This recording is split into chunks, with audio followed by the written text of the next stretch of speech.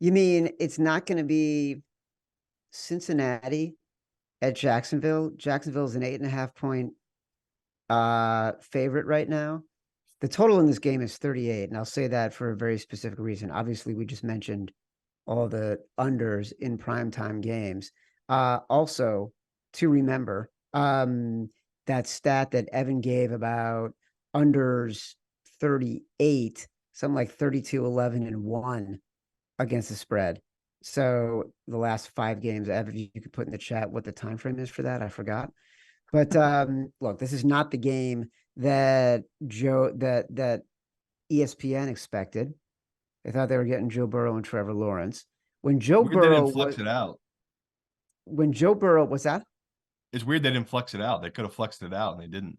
Can you flex? I don't know if you can flex out a Monday night game. Yeah, they gave him a new contract. I'm almost positive. Really? Like I could be wrong with this, but I'm almost positive they gave ESPN a new contract where they can start flexing, like the Sunday night flex. They gave the Monday night the same deal where they could flex out guys to give them a better product, quote unquote. But they didn't use it here. Like they could have moved this game out. They kept it in, which is interesting. They didn't do it. Joe Burrow, before the injury, the Cincinnati Bengals were 1 point favorites. Now they are 8.5 point underdogs. Is 9.5 points too much of a swing? Is Joe Burrow worth 10 points to the spread versus Jake Browning?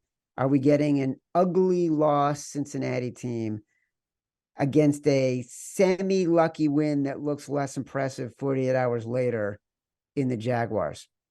I'm asking all this to say, in addition to the trends that favor an underdog in these low total games, is there an edge for Cincy that we're missing?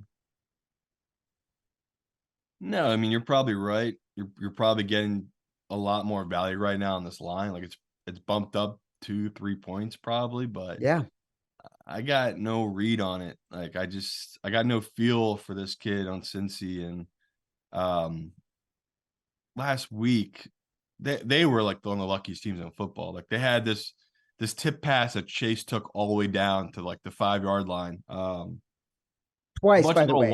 2 tip. The only reason they were in that game was because he caught 2 tip passes. Yeah.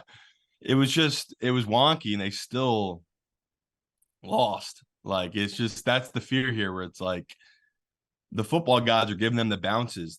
We already talked about Pittsburgh had 400 yards of offense, but they only put up 16 points. Like it was all there for Cincy to pull the upset off last week, and they couldn't do it. It's the same fear here where the Jaguars didn't play their best game. Like they had a lot of things fortunately go their way.